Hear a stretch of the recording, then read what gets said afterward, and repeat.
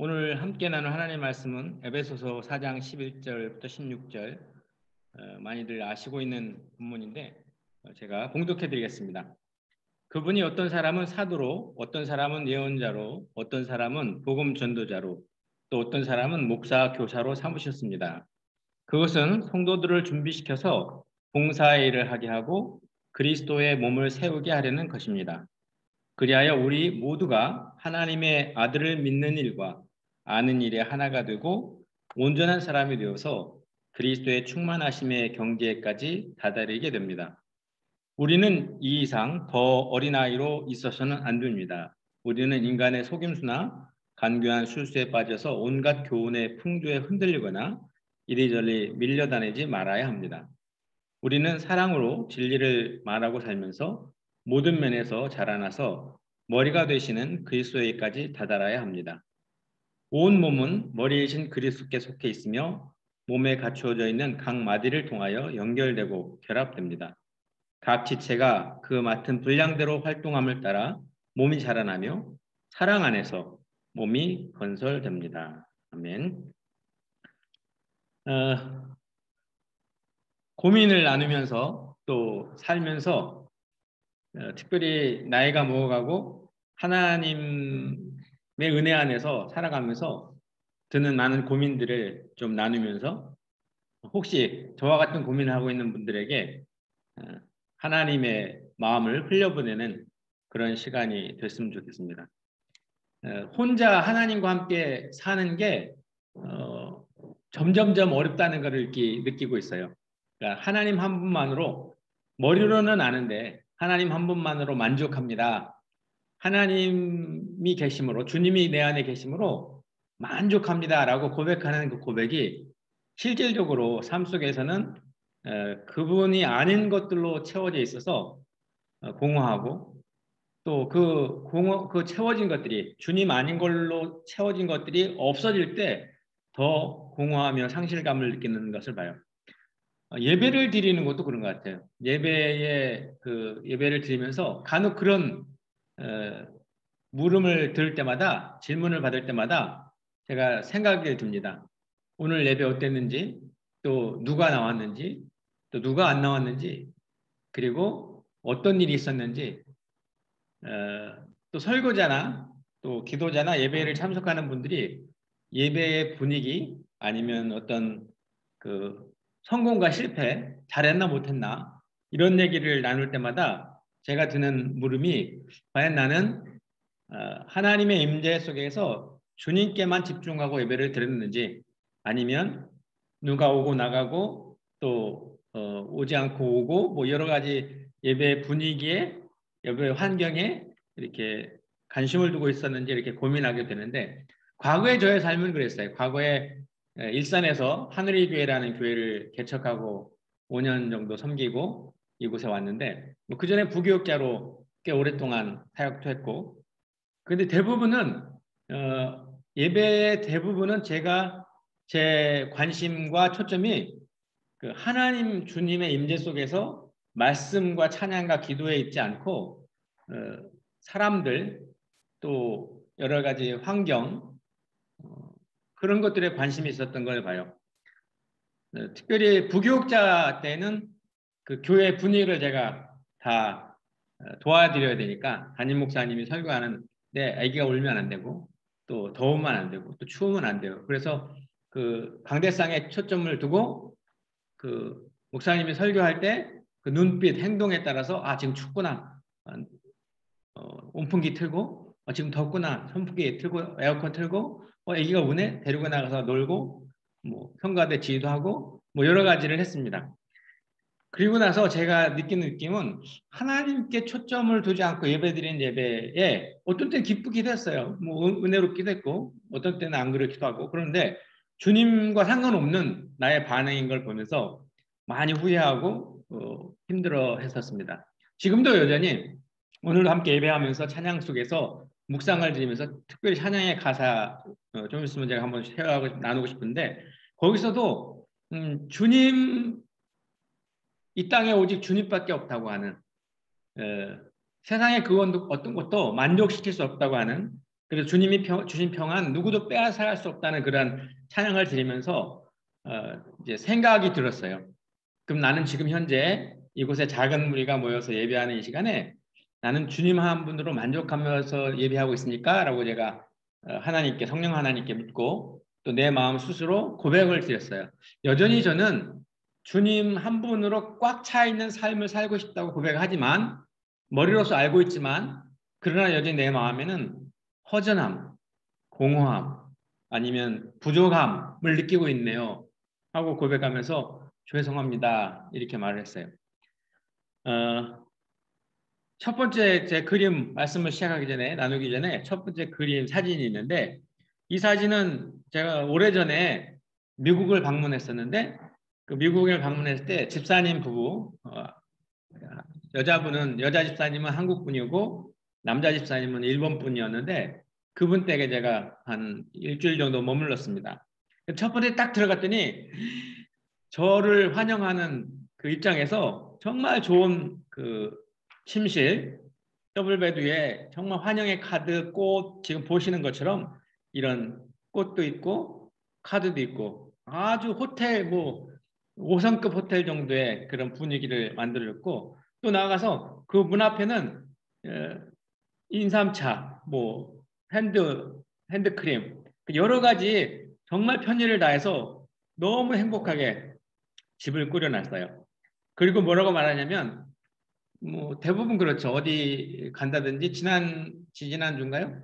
우리 맨체스터 우리 딸을 방문했는데 그 딸 친구 집에서 며칠을 잤어요.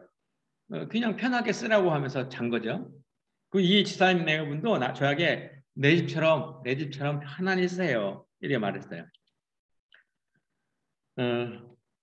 지금 이 그림에서 이거 보고도 제가 너무 감동했는데 막 그 인삼차, 비타민 그 세미나 기간 동안에 참석하는 동안에 피곤하지 말라고 정말 최선을 다했어요. 이것도 한 번 노는 게 아니라 매일 아침 바꿔놓으면서 그런 섬김을 받았어요.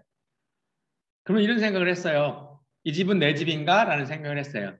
대부분 그래요. 내 집처럼 편안히 쓰세요 하는데 만약에 제가 안방에 들어가서 안방에 있는 서랍들을 다 열어본다든지 뭐 속내이들을 다 확인한다든지 아니면 뭐 여러 가지로 보면 안 될 것들을 제가 만약에 본다면 이거는 아니죠. 말하고 다르잖아요. 내 집처럼 편안히 쓰세요. 내 집이라면 나는 그렇게 해도 상관이 없는데 제가 할 수 없는 거잖아요.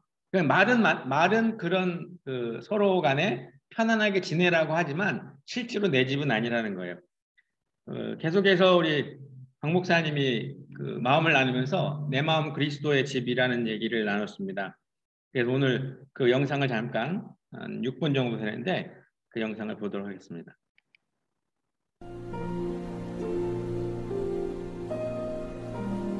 보아라, 내가 문 밖에 서서 문을 두드리니 누구든지 내 음성을 듣고 문을 열면 나는 그에게로 들어가서 그와 함께 먹고 그는 나와 함께 먹을 것이다.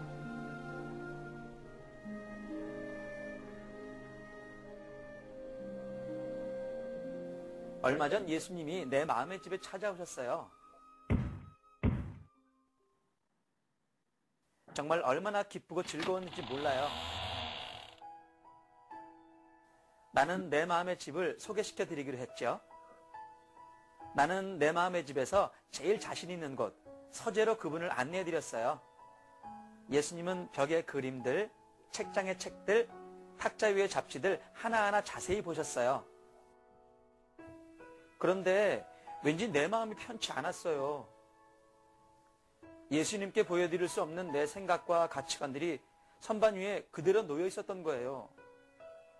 예수님, 이 방이 청결하게 정리될 필요가 있는 것 같은데 도와주시겠어요? 기꺼이 도와주지. 예수님은 선반 위에 성경책을 꽂게 하셨고 나에게 예수님의 초상화를 선물해 주셨어요. 마음의 벽에 이것을 걸어놓아라. 내 마음의 서재는 하나님의 말씀으로 가득 채워졌어요. 이제 이곳에서 참된 진리를 배워가게 되었습니다.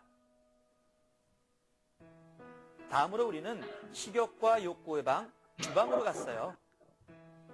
오늘 가장 좋고 맛있는 걸 드릴게요. 그래, 오늘 메뉴가 뭐지? 네, 1등 성적표, 저축통장, 친구들에게 받은 인기, 명성과 행운. 나는 예수님께 뽐내듯이 자랑했어요. 하지만 주님은 아무것도 드시지 않았어요. 네가 모르는 나의 양식이 있단다. 나의 양식은 하나님의 뜻을 행하는 것이야. 예수님은 나에게 그 맛이 어떤지 보여주셨어요.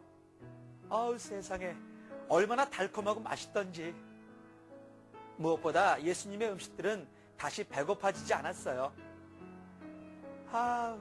이런 게 참 만족이군요. 그 다음 우리는 거실로 들어갔어요. 예수님은 그것을 좋아하셨어요.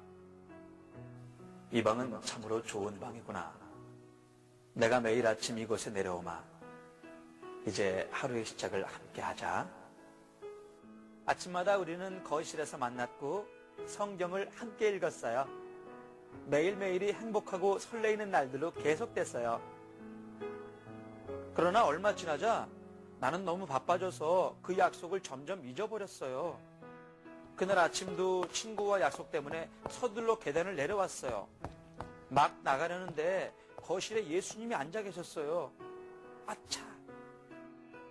저 예수님, 아침마다 늘 오셨나요? 물론이지. 그러기로 약속했잖아. 나는 그분께 용서를 구했어요. 그분은 너그러운 마음으로 저를 용서해 주셨어요. 내가 너를 사랑한다는 것을 기억하렴. 너와 만나는 이 시간이 나에게도 정말 소중한 시간이란다. 네 집에 작업실도 있느냐? 내 마음의 집 지하실에는 작은 작업실이 있지만 나는 제대로 된 것을 만들어 본 적이 없었어요. 자, 손을 이리 줘봐. 예수님은 당신의 손을 내 손 위에 얹으시고는 무엇을 만들기 시작하셨어요. 그런데 잠시 후 놀랄 만큼 근사한 작품이 만들어졌어요. 내가 한 것이라곤 그러니까 그분께 맡기기만 한 것뿐인데 말이에요. 벽장에서 무언가가 죽은 아주 불쾌한 냄새가 나는구나. 사실 벽장 안에는 내 생활의 찌꺼기들, 나쁜 습성이나 아무에게도 말하고 싶지 않은 은밀한 비밀들이 꽉 차 있었어요. 아무리 예수님이라고 해도 보이고 싶지 않았어요. 모든 건 이미 예수님과 함께 쓰고 있다고요. 하나쯤은 내 마음에만 두고 싶은 게 있는 법이잖아요. 자, 그분은 나에게 열쇠를 달라는 듯 손을 내미셨어요. 나는 망설였어요. 네가 이것을 청소하지 못한다면 나는 너와 함께 살 수가 없단다. 내가 대신 청소해주마. 나는 두렵고 떨렸지만 예수님께 그 방을 맡기기로 결정했어요. 예수님이 나에게서 떠나는 것은 더욱 두려운 일이었기 때문이에요. 그분은 벽장에 썩어가는 물건들을 전부 멀리 던져버렸어요. 그리고 순식간에 벽장을 청소하시고 수리하셨죠. 잠시 후 상쾌하고 향기로운 바람이 집안 전체에 불어왔어요. 그때 그 기분이란 얼마나 기쁘고 즐겁던지요. 예수님, 이 집 전체를 다스려 주세요. 2층 집인 이 집을 나 혼자 청소할 때는 먼지가 너무 자주 쌓여 나는 청소로 늘 지쳐 있었어요. 이제 예수님이 제 마음의 집을 깨끗하고 아늑하게 바꿔주셨죠. 내 마음의 집을 깨끗하게 해주신 예수님께 이 집을 모두 드릴 거예요. 예수님, 집문서와 모든 재산을 드리겠어요. 제 마음의 주인이 되어주세요. 이제 당신이 이 집의 주인이십니다. 저는 단지 심부름꾼과 친구로 당신 곁에 있겠습니다. 예수님이 환하게 웃어주셨어요. 그분은 나의 삶을 받으셨어요. 예수님은 이제 내 마음의 집의 주인으로 집을 더 아름답고 향기롭게 만들고 계십니다. 영원토록 나는 그분의 것이고 그분은 나의 것입니다.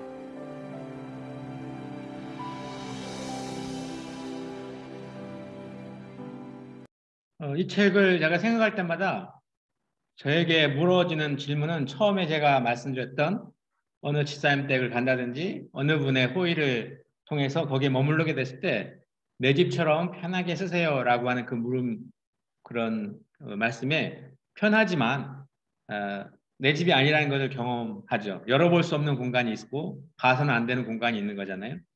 근데 여기에서도 각 방이 다 의미가 있고 생각해 볼 만한 방인데 특별히 저는 강조하고 있는 방이 벽장, 죄의 방입니다. 다 볼 수는 있는데 이 방만은 안 돼요 라고 했다면 내 집이 아닌 거잖아요.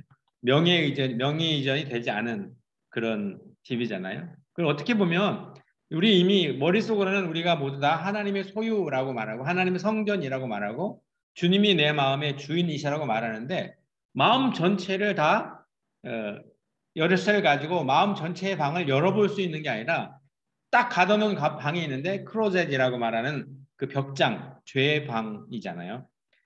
제 개인적으로는 이런 경험을 해봤어요. 그리고 지금도 계속 경험해 나가고 있는데 저는 이렇게 소리칩니다. 십자가의 보혈을 증거하는 것은 십자가의 보혈의 능력을 나타내는 것은 내가 계속해서 내 안에 있는 죄의 방 속에서 나오는 죄의 찌꺼기들을 고백하는 거라고. 그래서 그 고백한 죄가 씻김받은 사실로 인하여서 지금 뚝뚝 떨어지는 보혈을 만나는 사람에게 또 함께하는 모든 사람들에게 보여주는 거라고 전하고 있습니다. 사실은 이게 쉽지가 않잖아요. 부끄럽고 우리 죄의 고백을 많이 죄 고백했던 경험들을 많이 들어봤지만 그때에 얼마만큼 수치스럽고 부끄럽고 또 아니면 짓누르는 여러 가지 고통 마치 예수님께서 여기 영상의 그 책의 내용처럼 벽장의 열쇠를 드리고 벽장의 문을 열고 청소해 나가기 시작했을 때 그 더러움과 수치스러움과 생각하기 싫은 것들이 다 드러나고 결과적으로 나중에 맑게 깨끗해야 되는 경험을 합니다. 여전히 제 마음이 뜨겁게 계속해서 생각나고 있는 말씀이 있는데 특별히 우물가의 여인이 예수님께 생수, 물을 달라고 하는 그런 과정 속에서 저는 그 말씀 가운데 바로 이거를 봐요. 예수님이 그 여인 속에 있는 벽장의 열쇠를 받으시고 그의 고백을 들으시고 이제 그 잔을 채워주는 엄청 많이 불렀다고 고백을 했어요. 우물가의 여인처럼 난구했네 헛되고 헛된 것들을 그러면서 후렴에 오 주님 채우소서 나의 잔을 높이 듭니다 라고 찬양을 합니다. 오늘 찬양에도 의에 줄이고 목이 마르니 내 잔을 채워주세요 라고 했어요. 근데 어떻게 된 일인지 하나님께서 제 잔을 채워서 내 삶의 변화를 경험하는 그런 시간들이 없었어요. 물론 뭐 부흥회 때 아니면 정말 말씀 가운데 깊이 말씀을 생각하다가 은혜 받아서 잠깐적으로 순간적으로 변화를 경험해서 3일, 뭐 일주일 이렇게 변화되는 저의 모습을 봤지만 1년, 2년, 3년 이렇게 삶의 변화를 경험해보고 살지는 못했었는데 이 사실을 알고 나서 우물가의 여인에게 예수님께서 우물가의 여인이 오늘 찬양처럼 오 주님 내 잔을 높이 듭니다. 의에 줄이고 목이 마릅니다. 내 잔을 채워주십시오. 라고 고백했는데 그러면 당연히 예수님이 채워줄 줄 알았는데 저는 채워주시지 않았어요. 그리고 이 여인에게 했던 물음이 제게 다가오면서 여인에게 채워주기 전에 뭐라고 말씀하시냐면 네 남편을 데려오라고 말씀하시잖아요. 저는 그거를 그 여인이 용기 내서 고백하는 죄의 고백이라고 봤어요.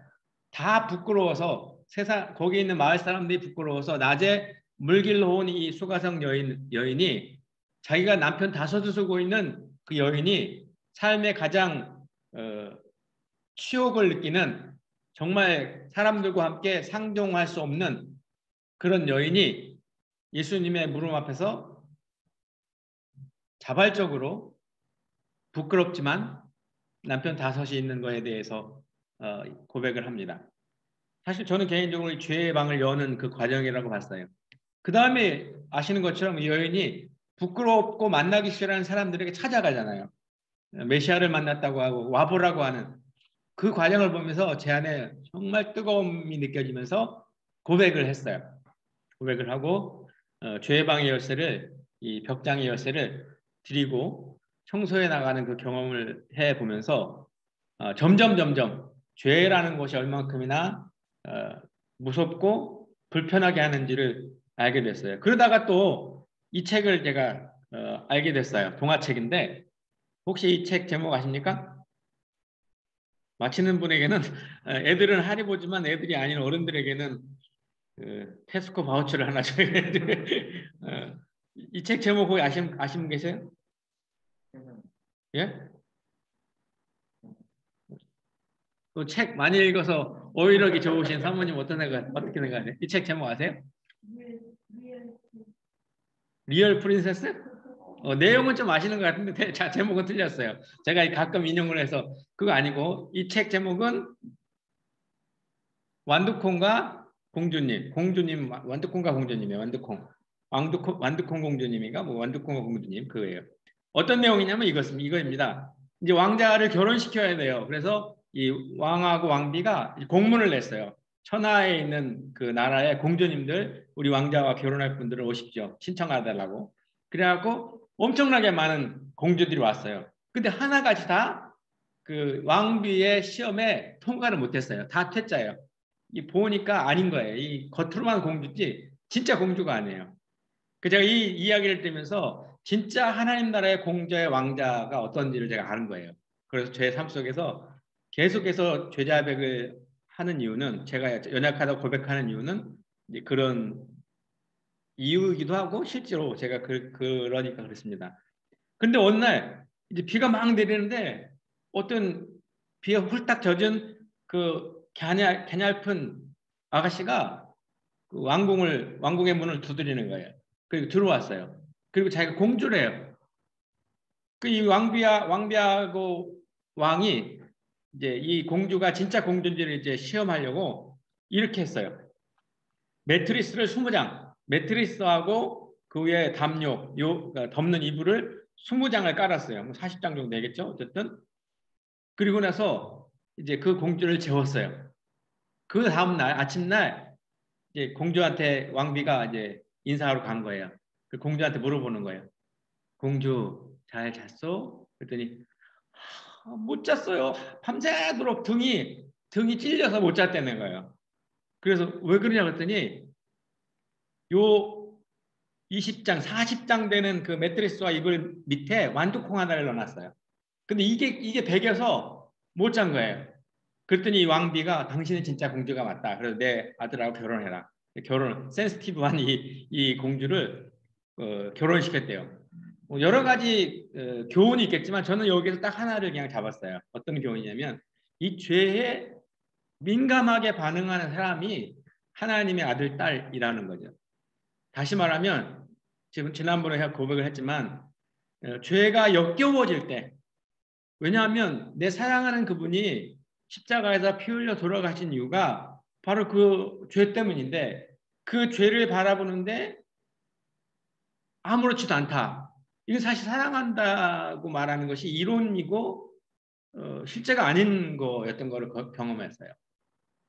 그리고 하나님의 예수님 제가 사랑한다고 고백하고 예수님이 그 십자가에서 돌아가신 그 죄를 바라보는 그 죄가 실질적으로 구토가 나올 정도의 고통을 느끼는 경험들을 해나가면서 지금은 아무리 작은 아무리 사람들은 보기에 그 죄가 아니라고 누구나 다 그렇다고 말하는 그런 것들조차도 저는 죄라고 고백하는데 그 고백의 정도가 조금 무뎌지고 있다는 정말 토할 정도로 정말 고통스러워서 처절하게 짧은 시간이든 긴 시간이든 실험하면서 구원을 이루는 거룩한 근심을 해 나가야 되는데 그런 부분들이 적은 저를 보면서 지금도 여전히 고백합니다. 진정한 왕자와 공주는 바로 이것이죠. 그 조그만 그 완두콩 알이 그 많은 매트리스 밑에 있는데도 불구하고 그것이 배겨서 밤잠을 설치는 그것처럼 우리의 삶 속에서 다가오는 관계의 어려움. 아까 우리 고백 소개한다면 저는 그거를 확실하게 믿는데 제가 따라가는데 십자가의 길인가? 뭐 그 책의 내용 로헤션 그분의 말처럼 성령의 휘슬로 제가 느끼거든요. 평화가 깨지는 모든 순간은 죄라고 저는 받아들여요. 아까 거룩한 근심 빼놓고는. 근데 이 조금 전에 그 찬양의 고백도 이렇게 고백했어요. 여기 있네요. 주님의 평안 내 안에 있네. 그 누구도 빼앗을 수 없네. 근데 우리는 이론으로는 알아요. 내가 주는 평안은 세상이 주는 평안과 같지 않고, 그래서 이것은 찬양의 고백처럼 내 마음속에 있는 참된 이 평안은 똑같은 고백. 누구도 빼앗을 수 없네 라고 고백했어요.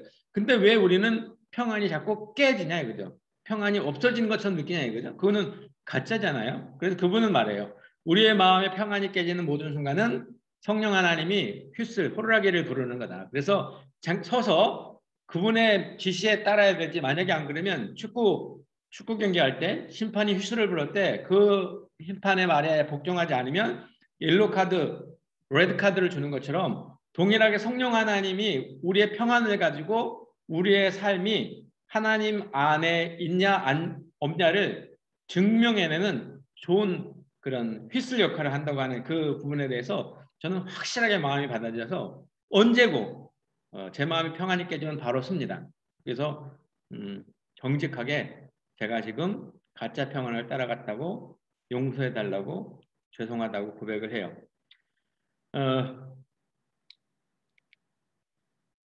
사실 지금 평안 얘기만 해도 저는 그런 경험을 하고 살아가요. 우리가 삶 속에서 정말 실제인 복음, 죄가 정말 역겹기 시작한 사람은 그래서 그 죄를 입으로 토해내는 사람들은 나머지 모든 것들은 따라가게 되고 조금 전에 표현한 것처럼 내게 있는 평안은 누구도 빼앗아 할 수 없다고 하는 고백이 실제가 된 사람은 그것 때문에 나머지들이 따라오게 돼요. 그래서 죄, 평안이 깨지는 모든 순간을 죄로 여겨서 고백하기 시작하면 또 나머지 것들은 따라오게 되고 사랑하지 못하는 우리를 발견하고 하나 되지 못하는 우리를 발견하게 되고 또 이해하지 못하는 우리를 발견하게 되고 또 내 마음 가운데 욕심이 있는 것들을 발견하고 조금 전에 표현한 것처럼 주님 한 분만으로 만족한데 예배를 드리는데 예배가 아닌 사람, 예배가 아닌 반응, 예배가 아닌 어떤 다른 것들에 관심 있는 것들을 보면서 어느 한 가지만 실제가 되면 그 한 가지가 모든 것들을 이렇게 끌고 가는 그런 것들을 봐요. 그래서 평안이 오늘 여러분에게 실제가 돼서 그래 내 마음에 평안, 주신 평안은 어떤 것도 뺏어갈 수 없다. 근데 왜 지난달에 평안이 깨졌습니까? 관계 때문에, 보이지 않는 미래 때문에, 아니면 뭐 자녀와 아내와 남편과, 아니면 물질 때문에, 아니면 말 때문에, 아니면 뭐 이웃 때문에 마음이 화가 막 나잖아요. 짜증이 나고. 근데 그 예수님 안에 있는 사람은 그렇지 않다고 말하는 거잖아요. 그러면 결과적으로 나는 내가 따라가고 있는 평안은 진짜 평안이 아니라는 거잖아요. 그러면 당연히 서야 되죠. 내가 지금 잘못된 평안을 거짓 평안 그것을 따라감으로 인해서 내 마음이 깨진 거니까. 그리고 언제고 저는 자신 있게 고백하고 있는데 평안이 깨지는 모든 순간 저는 시간적인 그 차이는 있겠지만 서서 다시 십자가의 보혈을 뒤집어 씁니다. 고백해요. 잘못했습니다. 제가 아내를 평안의 이유로 삼았었습니다. 자식을 평안의 이유로 살았습니다. 하나님 어떤 사람들의 말을 평안의 조건으로 삼았습니다. 환경 아니면 뭐 분위기 여러 가지 미래에 대한 일들 그것들이 계획되지 않는 일들을 바라보면서 마음이 깨지는 것들을 보면 그때도 저는 고백하기를 또 여전히 당신이 주님이 아닌 이것에 마음이 있었습니다. 오늘 본문 말씀에 그분이 어떤 사람은 사도로 어떤 사람은 예언자로 어떤 사람은 복음 전도자로 어떤 사람은 목사 교사를 삼았다라고 하고 다 아는 인정하는 그래서 우리 각자는 다 각자의 위치에 맞게 하나님께서 부르셔서 이제 하나님의 마음을 흘려보내도록 하셨잖아요. 근데 그 이유가 다 아는 거죠. 그대로 우리를 그렇게 부르신 이유가 성도를 준비시켜서 봉사의 일을 하게 하고 그리스도의 몸을 세우게 하려고 하는 것입니다. 그리하여 우리 모두가 하나님의 아들을 믿는 것과 아는 일이 하나가 되고 온전한 사람이 되어서 그리스도의 충만하심의 경지에까지 받아들이게 됩니다. 이게 이제 우리를 부르신 이유, 우리 모든 그리스도인들을 부르신 이유이겠죠. 근데 14절에 보니까 이렇게 말씀하고 있어요. 우리는 이 이상 더 어린아이로 있어서는 안 됩니다. 우리는 인간의 속임수나 간교한 술수에 빠져서 온갖 교훈의 풍조에 흔들리거나 이리저리 밀려나지 말아야 합니다. 지난주에 잠깐 이야기를 나누면서 우리 박 목사님이 그 은혜 받은 얘기를 잠깐 해주셨어요. 어떤 분의 설교를 들으면서 믿음이라는 게 어떤 건지 헬라어로 믿음의 의미는 믿는다는 것과 성실하다는 것이 있다. 그래서 그 성실에 초점을 두고 성실한 것은 믿음이다라고 하는 그거에 많은 은혜를 받았다고 나눠줬어요. 그 말을 듣고 저는 또 그런 생각을 했습니다. 맞다고 생각했어요. 근데 여기에서도 사실 믿음이 없는 사람이 흔들리잖아요. 여기 있는 그대로 우리의 인간의 속임수나 간교한 술수에 빠져서 온갖 교훈의 풍조에 흔들리거나 이리저리 밀려다니지 말아야 합니다. 제가 신학교 다닐 때 그 교수님이나 선배들 통해서 이런 얘기를 들었어요. 가끔 어떤 분이 한 교회에서 20년 이상 목회한 분이 있다면 그분은 무조건 존경해야 된다. 그래서 그게 뭔 말인지 잘 몰랐어요. 그게 한 명이 있든 뭐 1000명이 있든 10,000명이 있든 사람 수와 상관없이 한 곳에서 20년 이상 계속해서 목회를 하신 분이 있다면 그분은 무조건 존경해 드려야 된다. 그만큼 성실하기가 힘든 거죠. 그만큼 믿음을 지켜나가기가 힘든 거죠. 물론 다른 의미로 또 다른 분들은 한 교회를 시작해서 개척을 해서 그 지역에서 5년 10년 효부라고 말하잖아요. 어떤 결과도 만들 수 없다면 빨리 이전해야 된다. 이런 사람도 있어요. 어떤 목사님들은. 근데 저는 그분들의 말은 듣지 않습니다. 하나님이 물론 옮기라고 하면 옮겨야 되겠지만 어떻든 간에 그 성실함을 얘기할 때 그리고 간혹가다 어떤 분들은 또 이런 얘기를 해요. 웨일즈에 있고 선교사로 있는 저에게 또 다른 분들에게 뭐 하고 있냐. 그리고 뭐 하는 게 뭐 있냐. 뭐 이런 식으로 얘기하는 경우도 있어요. 저는 꼭 그렇게 얘기합니다. 그냥 같이 사는 게 선교다. 지난 주간에도 이제 그런 하나님의 위로함이 있었어요. 몇몇 분들에게 제가 뭐 크게 뭐 일을 하는 건 아닌데 어떤 사람이 어려울 때 전화를 해서 도와달라고 찾아가서 이제 별거 아니에요. 그냥 의자에서 미끄러져서 못 일어나니까 할아버지가 할머니도 못 일으켜주고 하니까 저한테 전화해서 좀 의자에 앉을 수 있게 좀 해달라고. 그 제가 알겠다. 근데 너 혼자는 힘들 거라고. 너무 몸무게가 나가서 누구 데려오라고. 저 혼자 할 수 있다고. 가서 이제 딱 의자에 앉혀 드렸더니 그 할아버지 말이 내가 말했잖아. 손은 되게 힘세다고 물으면서 그러면서 한 얘기가 돼요. 너 없으면 우리 어떻게 사니? 다 예수님 믿는 분들이에요. 아주 신실한 분들인데 가족으로서 하나님의 사랑을 흘려보내는 삶. 그래서 누군가의 필요를 채워주는 삶을 살아야 되는데 욕심은 많은 사람들에게 그냥 여기 소환지 전체 사람들에게 믿음의 정말 멋진 선배들처럼 복음을 전하면 막 3,000명씩 5,000명씩 변화가 일어나고 그들이 복음으로 돌아오는 그것이 더 아름다울 것 같은 그런 생각이 들다가도 지난 주간에 두 분을 통해서 이제 그런 얘기를 들으면서 그런 내가 좀 그들의 필요를 채우고 있다는 사랑을 하고 있다는 그런 마음 때문에 감사를 드렸어요. 어떻든 성실이라는 그 개념 속으로 흔들리지 않아야 되는데 근데 이제 흔들리는 이유가 있는데 그건 뭐냐면 이 속임수나 간교한 술수에 빠져서 세상적인 사고방식을 가지고 하나님의 말씀이나 복음이 아닌 그것 때문에 살아간다는 거잖아요. 그리고 계속해서 말씀하기를 이게 흔들리지 않기 위해서 우리가 지어져 가야 되는데 우리는 사랑으로 진리의 말하고 살면서 모든 면에서 자라나서 머리가 되시는 그리스도에까지 다다라야 합니다. 온 몸은 머리이신 그리스도께 속해 있으며 몸에 갖추어져 있는 각 마디를 통하여 연결되고 결합합니다. 각 지체가 그 맡은 분량대로 활동함에 따라 몸이 자라나며 사랑 안에서 몸이 건설됩니다. 제가 이게 거짓말이라고 하는 거예요. 지금 우리는 다 대부분이 목사님, 사모님들이잖아요. 우리끼리도 이게 거짓말인 거예요. 그러니까 제가 거짓말인 거예요. 제가 여러분 모두를 이렇게 제 영양분을 이렇게 흘려보내서 여기 개혁 성경은 상합하고 연락하여, 여기는 각 마디를 통하여 연결되고 결합하여서 각 지체 분량대로 활동해서 몸이 같이, 사랑 안에서 몸이 같이 자란대요. 근데 저는 저만 잘하고 싶거든요. 그러니까 저만 더 돋보이고 싶고, 제가 하는 일이 잘 되고 싶고, 다른 분이 하는 일들은 뭐 잘 되면 좋고 안 되면 뭐 할 수 없고, 뭐 이런 그런 개념으로 제가 생각할 때가 많고, 많이 고백했던 고백인데, 이건 오래전 얘기예요. 지금은 그나마 좀 그런 생각을 안 하는데, 옛날에 개척교회 할 때는 제가 많이 생각했어요. 한소망교회 유영모 목사님 그 교회하고 제가 개척한 하늘교회가 50m도 안 되게 붙어 있어요. 한 교회는 엄청나게 있고, 한 교회는 지하실에서 10명도 안 되는 숫자의 예배를 드리고, 주일날 보면 엄청나게 많은 구름대처럼 몰려 들어가는 교회가 있고, 하나, 둘, 어느 날 아무도 안 오는 교회가 있고, 그래서 제 마음이 어려웠었어요, 그때. 왜냐하면 저 교회는 뭐고 이 교회는 뭔가. 그러다가 제가 회개했다고 고백을 했잖아요. 왜냐하면 저 교회도 똑같이 하나님의 자녀고, 이 교회도 똑같이 하나님의 자녀고, 우주적인 교회가 다 하나님의 아들, 딸들인데, 저 교회가 잘 되는 게 내 교회가 잘 되는 거고, 우리 가족이 잘 되는 거예요. 우리 온 하나님의 자녀들이 잘 되는 건데 왜 나는 그런 생각을 할까? 그때 제가 깨달아진 게 하나가 있어요. 우주적 개념의 교회, 모두가 다 한 가족이고 한 지체라는 생각을 하면서 하나님 안에서 평안을 누리면서 지금까지 여전히 저는 고민하면서 그렇게 살아가고 있어요. 여기는 그대로 우리가 다 하나님의 자녀들이거든요.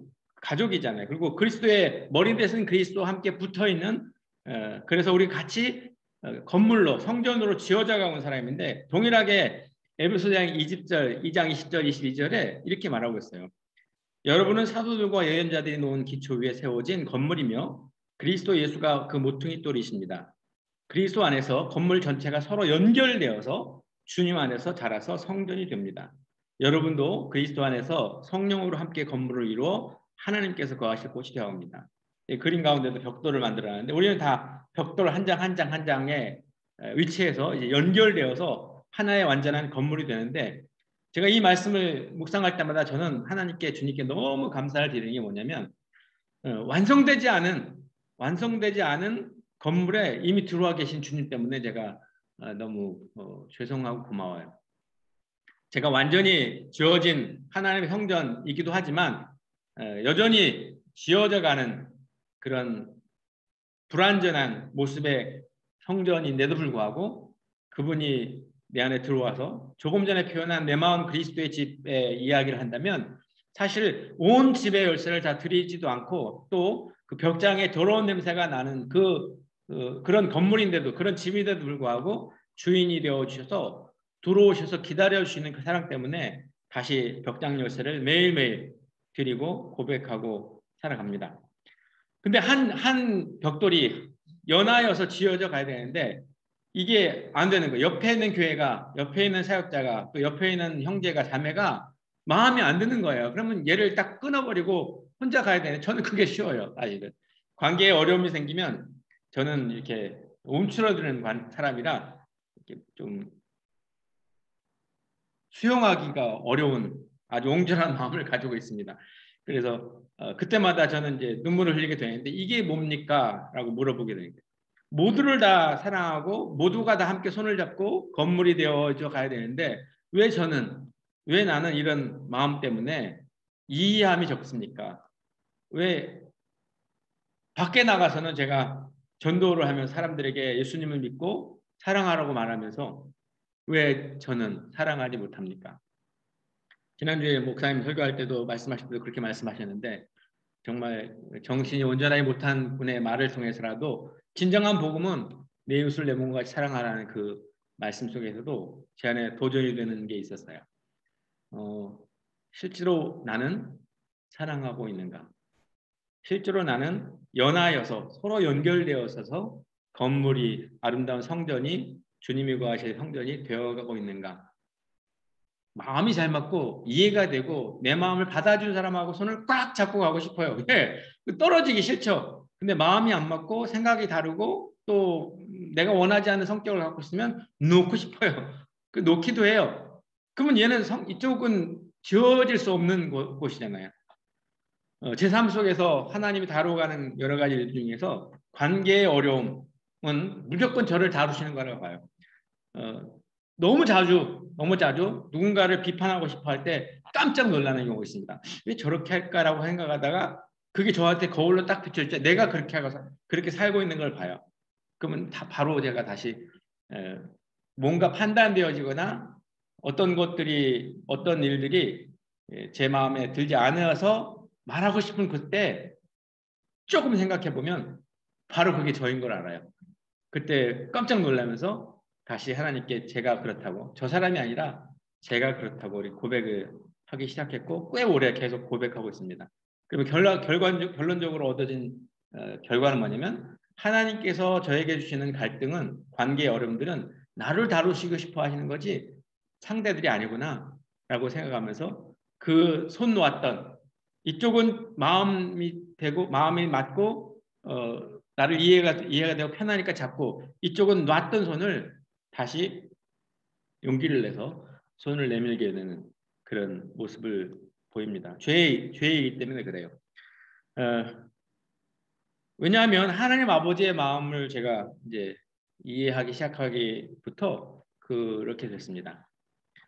많은 사람들은 이쪽 손 놔도 별 문제가 없다고 생각해요. 왜냐하면 나랑 안 맞으니까. 마치 또 이렇게 변명하기를 바울과 바나바의 관계 속에서 서로 헤어지는 것도 물론 하나님의 성령께서 그렇게 간섭하셔서 그렇게 하기도 하고, 또 디아스포라라고 하잖아요. 우리 흩어진 하나님께서 모여서 뭉쳐서 사랑하며 살려고 하는 그들을 흩으셔서 또 복음을 전하는 그런 하나님의 방법도 있지만, 근데 그게 아닌 내 개인적인 삶의 방법, 방향, 생각, 관점 여러 가지의 차이로 인해서 이쪽 손을 놓고 이쪽 손만 잡는 거는 아니라는 거죠. 마치 양 99마리라는 찬양의 그 고백처럼 99마리 양 족하지 않습니까? 라고 말하면서 한 마리 정도야. 이럴 수 있잖아요. 그런데 이게 아버지의 마음이 아니라는 거죠. 그러면서 제 마음을 너무 아프게 그리고 확실하게 만졌던 이 본문이 누가복음 15장인데, 하나라도 없는 거는 완전한 것이 아니라는 거였어요. 하나님 아버지가 원하는 것은 이쪽 손도 연하여서 지어져 가야 될 것이라고. 네가 생각하기에 판단되어지는 다름이 나는 이미 용납된 거라고. 제 마음을 너무 아프게 했던 말씀이, 비판하지 말고 형제를 받으라. 이는 주가 이미 받으셨다고. 나는 내가 비판하고 내가 아니라고 하고 나랑 다르다고 하는 그것이 내 입장이지만 주님께서는 이미 그 사람을 받으셨다고 하시는 거잖아요. 이 잃어버린 양, 잃어버린 동전, 은전, 그리고 잃어버린 아들, 이 이야기 속에서도 아버지는, 내가 놓았던 손을, 주님은, 내 주인이신 주님은 복음을 통하여서 흘려보내셨던 십자가의 피가 그 사람에게까지 전달되고 그 사람도 찾을 때까지, 이 말이 저를 많이 힘들게 했어요. Until he found it. 찾을 때까지, 찾기까지 찾지 않겠느냐. 끝까지 찾는다는 거잖아요. 이게 안 찾아지면, 이게 찾아지지 않으면 마지막에 오는 게 아니잖아요. 복음이 땅 끝까지 전달되지 않으면 주님이 오시지 않잖아요. 그래서 잃어버린 형제들, 잃어버린 자매들, 죽은 형제 자매들이 살아나기로 예비된 자들이 다 살아나야지만 끝에 오잖아요. 근데 저는 쉽게 이미 찾아진 믿음의 형제들조차도 사랑하지 못하고 그냥 놓고 싶어하는 그런 모습을 보면서 힘들어합니다. 그리고 다시 죄송하다고 고백을 합니다. 우리 주님의 마음은 이 마음이잖아요. 지금 우리는 이미 양 우리에 있어요.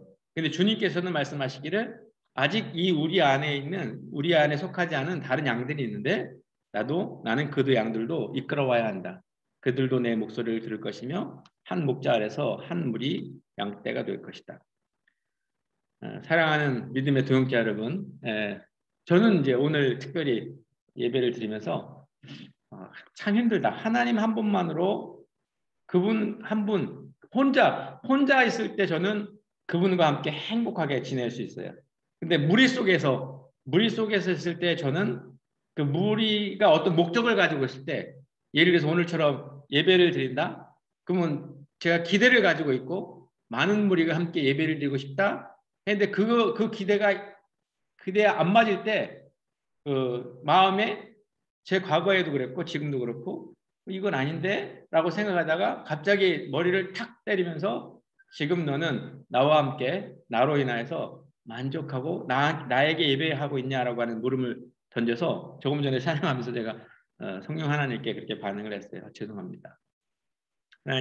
하나님께만 주님께만 집중하고 예배하고 하나님으로부터 흘려 보내시는 말씀, 들려지는 말씀을 제 안에 채웁니다. 라고 고백을 했습니다.